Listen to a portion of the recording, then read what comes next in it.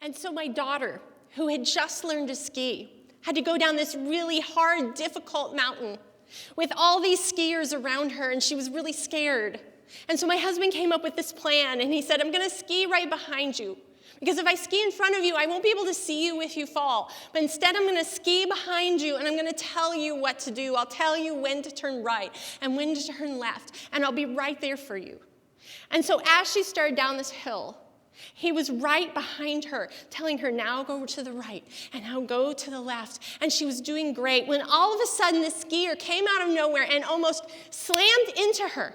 And she lost her focus in that moment. And she stopped listening to the voice of her dad. And she started listening to the voice of fear. And how many times in our own lives do we stop listening to the voice of the Heavenly Father and start listening to the voice of fear instead? And we lose our focus. There are a lot of examples from the Bible of people who could have listened to the voice of fear, but instead chose to keep their focus on the Heavenly Father and obey him. I think of David when he faced off with Goliath, and all he had was a slingshot. And he could have said to God, God, what if this slingshot doesn't work? What's your plan B?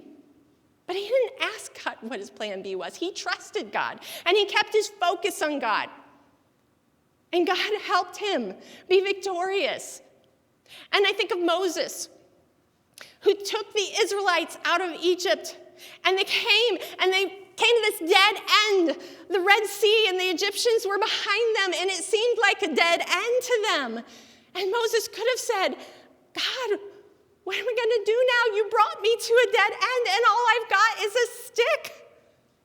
But instead, he trusted in God, and he kept his focus. And I think of Mary in the New Testament, the mother of Jesus, and how when the angel came to her and told her that she was going to bear God's son, she didn't ask, okay, so what happens to my reputation? What do I tell my dad?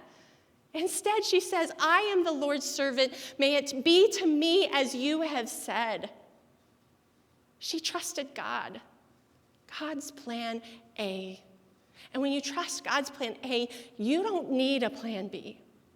But that requires us to listen to the voice of the Heavenly Father instead of listening to the voice of fear.